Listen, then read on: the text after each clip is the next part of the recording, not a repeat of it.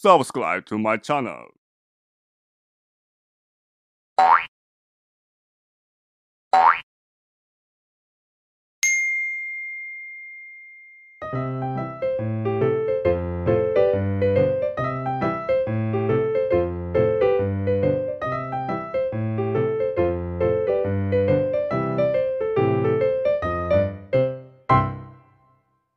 Alex Purwo nekat naik Rinjani saat musim hujan.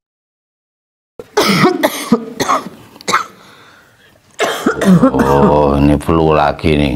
Kamu habis hujan-hujan atau habis apa nih? Ya kemarin nggak bawa jas hujan, pulang kantor kehujanan. Sawahnya agak nggak enak. Ayo salam lestari sih. Ayo. Salam lestari. Shalom sedulur DTC semua. Apa kabarnya hari ini? Semoga semua dalam keadaan sehat, bahagia, penuh sukacita dan selalu diberkati Tuhan. Amin. Amin. Semangat terus yang menjalankan ibadah puasa. Gimana nih sedulur DTC semua? Sudah ada yang bolong belum? Ini hari Moga-moga ke-7. jangan ya. Hari ke-7 moga-moga masih lancar jaya sentosa. Amin, gitu amin, ya. amin. Yang jenengan kan mau naik Rinjani toh. Ya, moga-moga. April tanggal 7-an ya, sekitar tanggal 7 ya. Sekitar bulan depan lah. Itu masih musim hujan nggak sih? Kayaknya masih deh. Tapi Indonesia ini makin ke timur kan hujannya makin jarang. Iya. Enggak, maksudnya yang mau aku tanyakan tuh gini. Mendaki pada musim hujan itu kan repot ya. Nah, aku ngerasanya tuh repot. Ya memang suhunya itu jadi lebih hangat gitu loh. Kalau mendaki pas musim hujan, tetapi kan repotnya itu basah, terus becek, licin. Pasti kan beban juga tambah berat gitu loh. Medan juga untuk dilalui juga berat gitu. Nah, terus itu triknya apa sih mendaki dalam gitu ya. Musim hujan tuh gitu? Kalau yang sekarang ini kan bukan hanya musim hujan ya, tapi kadang-kadang cuaca bisa berubah jadi sangat ekstrim. Jadi kadang-kadang disertai angin. Nah, saya kira itu juga yang kemarin itu menjebak para pendaki senior yang ke Kartens itu, Mbak Lili sama Mbak Elsa itu ya. Mereka kan terjebak oleh badai sehingga nggak bisa kemana-mana dalam kondisi basah, capek dan sebagainya itu. Dan suhu kan turun drastis. Nah, yang pertama kalau aku ya, kita harus punya info tentang jam kebiasaan hujan gitu. Emang kayak gitu bisa pasti? Ya tidak, tetapi kan antisipasi ini akan cukup membantu daripada asal gitu loh. Nah, kalau misalnya kita ketahui hujan akan turun sekitar jam 3, jam 4 gitu ya. Ya berarti kita hitung berangkatnya sampai di titik aman. Titik aman itu misalnya tempat di mana kita akan camp. Nah, gitu. Tapi kan gini, menghitung itu kan kebiasaan. Kan belum tentu kebiasaan itu kan hujan, di bawah hujan belum tentu di atas hujan. Di bawah terang belum tentu di atas itu terang gitu. Atau lebih banyak lagi begini, di bawah terang, di atas hujan. Nah itu. Di bawah hujan, di atas badai. Oh gitu. Kalau aku ngitungnya gitu, jadi saya bikin hitungan yang lebih. Berarti nggak mungkin di bawah hujan, di atas terang nggak mungkin ya? Bisa, tapi kemungkinan itu kan jadi kecil. Yang kebanyakan di bawah hujan, di atas badai. Iya, apalagi kalau ada awan lentikular itu, awan badai itu yang kayak tudung itu toh. Nah, itu sudah bisa dipastikan bahwa di atas itu sedang terjadi dalam tanda kutip neraka gitu. Dari bawah kita lihatnya indah ya, yang di atas itu yang nggak indah gitu. Jadi yang pertama berdasarkan keseharian itu kita petakan kira-kira jam segini hujan. Ingat ya, itu pun belum tentu sama. Nah, kayak waktu kita di Arjuna itu kan, tiba-tiba itu bisa dari cerah tiba-tiba menjadi gelap berkabut, hujan mulai turun itu bisa. Nah, apalagi kalau tidak kita petakan, gitu. Jadi itu bukan satu kepastian, tapi minimal akan membantu kita. Ada gambaran. Nah, jadi panjangnya perjalanan ini kita perhitungkan sehingga ketika jam biasanya turun hujan itu kita sudah stay di tempat yang aman lah ya. Yang kedua, pakaian, karena hujan itu memang pada musim hujan udara agak lebih hangat ya, tetapi kan basah pakaian kita. Seandainya pun kita pakai jas hujan, itu ada kemungkinan pakaian kita jadi lembab. Dari mana lembabnya? Dari keringat. Nah, ini bahaya juga. Jadi kita harus hati-hati. Kadang-kadang kan kita itu terbohongi gitu. Terbohongi itu begini. Kayaknya ini masih cukup hangat. Nah, itu kan harus dipastikan kelembapannya itu. Jadi kalau pakaian itu terlalu lembab, sebaiknya itu diganti, karena itu juga salah satu pemicu hipotermia, kelembapan pakaian itu. Nah, nanti kalau sudah masuk di tenda, pertimbangkan untuk memakai, kalau di teman-teman pendakian ini biasanya disebut 3 lapis gitu, pakaian 3 lapis. Jadi pakai pakaiannya itu 3 lapis, gitu.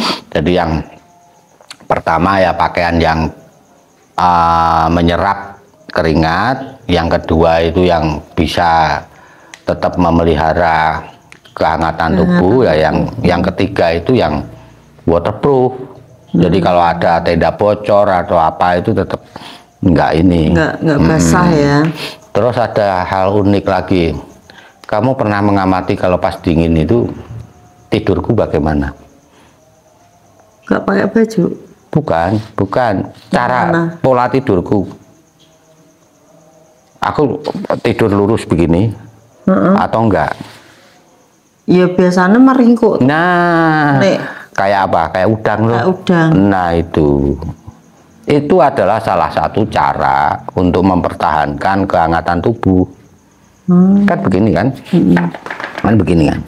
Jadi permukaan tubuh kita ini yang bersinggungan dengan udara dingin itu kita perkecil, gitu. Kalau kita lurus, ini seluruh permukaan tubuh ini langsung berhadapan dengan udara dingin, gitu. Jadi ini kita perkecil. Nah, kan hanya ini kan? Nah, gitu. Itu beberapa triknya kalau saya gitu. Terus berarti kalau misalnya jenengan naik gunung nih, kan sering ya masuk sleeping bag, tetapi jenengan baju itu tidak jenengan ganti tapi jenengan lepas. Terus jenengan maksudnya tidak memakai baju ganti sing tebel terus baru masuk sleeping bag, tetapi nggak pakai baju. Ligo terus. Wah, kalau itu kayaknya jangan ditiru deh, karena itu kan cara pribadi untuk membuat tubuh kita menyesuaikan diri, aklimatisasi. Gitu. Jadi dulu waktu masih muda kalau pas dingin gitu malah aku membuka baju. Tapi sekali lagi ini tiap orang beda loh ya, jangan dicontoh. Secara teori yang harus dilakukan justru melapisi badan dengan 3 lapis itu standar. Nah, nanti kalau jalan baru ini dilepas, bukan 3 lagi. Kalau 3 malah sumuk, karena ketika kita jalan kan tubuh kita berkeringat dan menjadi hangat toh, itu dikurangi. Tapi begitu tidur itu harus 3 lapis. Begitu Soalnya kan nek aku sendiri ya, kan nggak bisa aku kalau misalnya tidur untuk aklimatisasi itu harus melepas baju kayak jenengan gitu kan. Loh, aku seneng dong kalau kamu gitu. Aku nggak kuat. Lah ya itu. Makanya aku nek tidur itu pasti kan pakai kaos kaki panjang, terus pakai hoodie. Nah, itu yang bener. Ini tak kasih apa namanya buff itu. Jadi cuman kelihatan matanya tok gitu. Ya itu yang benar seperti itu. Itu aja masih dingin loh. Iya, yang benar seperti itu. Saya kira setelah tua ini aku juga ragu apa masih bisa gitu ya. Kemarin masih gitu sih, masih kayak gitu. Tapi nggak tahu nanti kalau ke Rinjani nggak tahu. Soalnya kan ketinggian juga mempengaruhi. Ketinggian mempengaruhi, usia juga sangat mempengaruhi. Intinya kita nggak bisa melakukan sesuatu itu untuk apa ya gagah-gagahan. Taruhannya nyawa sih, nggak bisa. Tapi bagaimana tubuh saya bisa mengikuti udara dingin, gitu, beradaptasi, gitu. Berarti persiapan jenengan tuh nanti bawa jas hujannya jangan cuma satu. Takutnya kalau sobek atau apa gitu. Kalau jas hujannya berkualitas bagus ya nggak perlu lah, nggak perlu sampai 2, itu nanti malah bebannya berat lagi, gitu. Tapi kalau sekarang ini kan banyak pendaki yang kayak pakai jas hujan tuh kayak tas kresek gitu yang tipis-tipis itu dong. Itu menurut Maret. Nah itu kan nggak apa ya? Nggak worth it. Bukan nggak worth it, tapi kan nggak standar. Itu kan bahaya untuk gunung yang tinggi-tinggi ya. Kalau cuman gunung yang pendek-pendek sih dan perjalanannya siang gitu ya nggak apa-apa gitu. Tapi kalau untuk gunung yang tinggi, wow, berbahaya tuh. Berarti ini apa aja yang harus aku siapkan untuk jenengan mau ke Rinjani ini? Ya paling itu jas hujan itu, jas hujan terus. Jas hujan poncone jenengan kan aman toh masih tuh? Mau pakai itu apa yang mau ponco? ganti? Jangan yang ponco. Jangan yang ponco, berarti yang atas bawahan. Ya, yang apa kayak pakaian itu terus. Itu.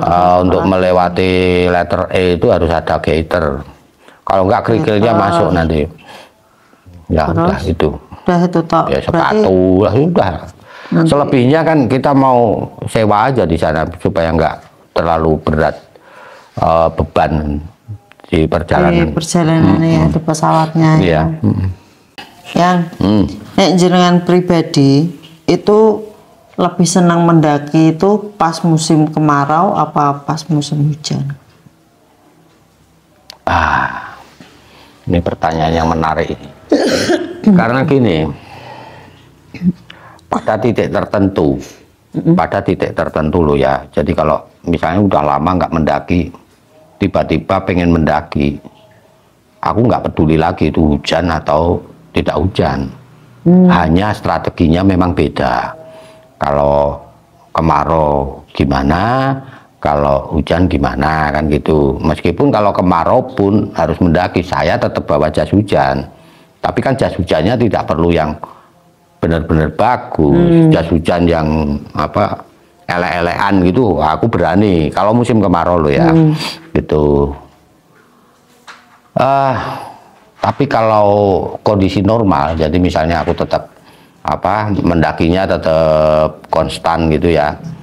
Katakanlah misalnya bisa sebulan sekali atau 2 kali terus gitu, terus harus milih, ya tetap milih kemarau. Karena di musim hujan itu selain licin, basah, peluang untuk dapat view-nya itu kecil gitu loh.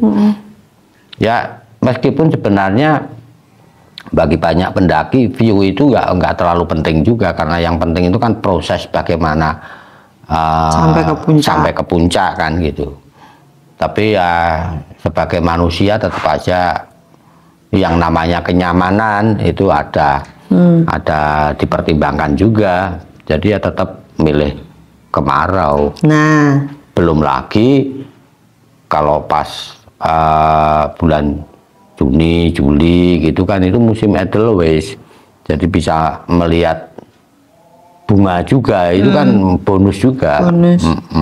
Nah, kalau jenengan senang mendaki pas musim kemarau, kenapa memilih di awal April itu untuk naik ke Rinjani? Nah, ini kan masalahnya, ini pendakian bersponsor. Pendakian di mana aku berangkat tuh dibiayai orang lain gitu loh. Nah, jadi, orang lain jadi ini yang menyesuaikan. Iya, orang lain ini punya jadwal kesibukan yang longgarnya itu pada bulan itu, ya apa boleh buat kan gitu. Ini kan pendakiannya berarti antara milih biaya sendiri sama dibiayai sponsor kan gitu. Nah, ini beda lagi. Gitu ya. Ya. Makanya kan tak tanya seperti itu, soalnya mau di compare nih lo, kok bilangnya suka mendaki di Ya pas itu kemarau. Ya karena pendakian ini untuk nemeni Penny kan, untuk nemeni Penny, dan memang jadwalnya yang longgar itu bulan depan itu ya udah gas aja gitu, gas ya aja deh. Gitu ya, mudah-mudahan aku bisa sampai ke Rinjani dengan cara ya kapan-kapan lah nanti nih, misalnya ada waktu, ada biaya gitu. Kalau itu masalah lutut, kayaknya akan sulit sekali karena itu panjang sekali menurutku ya. Secara capek Gunung Rinjani itu hanya bisa dikalahkan yang sudah aku daki loh ya, sama Argopuro gitu loh. Kalau Argopuro itu datar jauh jalan terus. Cuman di Rinjani ini kadang-kadang kita agak berkurang capek itu karena view-nya yang luar biasa. Nah, ada gunung-gunung yang aku belum pernah daki yang katanya teman-teman itu jauh lebih berat, kayak Leuser, Gunung Raya di Kalimantan itu. Ya aku nggak bisa cerita karena belum pernah gitu loh. Tapi yang khasanah yang aku sudah pernah, capeknya itu ya bisa disaingi sama Argopuro gitu. Ya wes lah, yang penting berdoa supaya siapa tahu Tuhan itu. Nah, itu kan mau ada kereta udara atau itu di Rinjani itu. Nah, mungkin kalau memang nggak bisa, ya suatu ketika kan bisa naik itu kan sambil melihat, sambil ngebayangin andai kata. Tapi gitu. Tetap beda ininya toh yang. Lah wong kamu itu dari lantai 1 naik ke lantai 2 aja dengkulnya udah ngunci kok. Masa ya aku pensiun jadi pendaki? Kan masih banyak gunung-gunung indah yang belum aku daki. Didoain toh. Didoain biar apa? Ya kaki itu ndak jadi masalah dalam pendakian gitu, biar aku bisa ikut nek jenengan kemana gitu, aku bisa ikut, jadi nggak diceritain tok.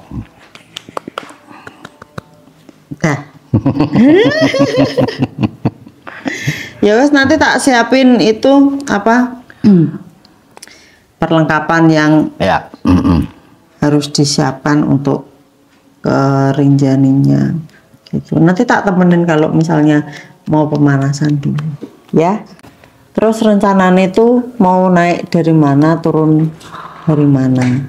Kalau naiknya itu berdasarkan kemudahan, karena kita juga mempersedikit berjalan kaki, ya kita mau lewat Sembalun. Kayak dulu? Ya, jadi turunnya lewat Torean, karena view yang paling bagus itu kalau di Rinjani menurut saya, ini kan subjektif, ya Torean. Gitu, cuman memang jauh. Terus ada rencana itu nggak pulang bawa oleh-oleh paling ya cerita. Mau apa sih? Ya apa gitu? Arak Lombok mau. Boleh, boleh. Oke. Kayak tape tuh rasanya. Ya arak itu nggak kayak tape lah, ada agak pahit-pahit terus kamu bisa fly gitu. Kalau kayak tape aku mau. Kalau kayak tape ya beli tape aja. Itu kan sudah difermentasi kalau arak itu. Gitu. Ya wis. Oke. Oke, yang lain bawain apa, gelang-gelang atau apa gitu ya? Ya, oke. Banyak kok kerajinan kayak gitu. Ya, tas nggak usah. Gelang-gelang aja. Karena nggak ada yang mau dibawa ya. Kalau tas kan berarti harus ada isinya. Kalau gelang kan enggak. Ya, oke Ya, deh. ya wes yuk. Udah ya Lor. Sekian dulu video dari kita berdua. Terima kasih sudah menyaksikan di Atta Vlog Channel. Salam lestari. Shalom.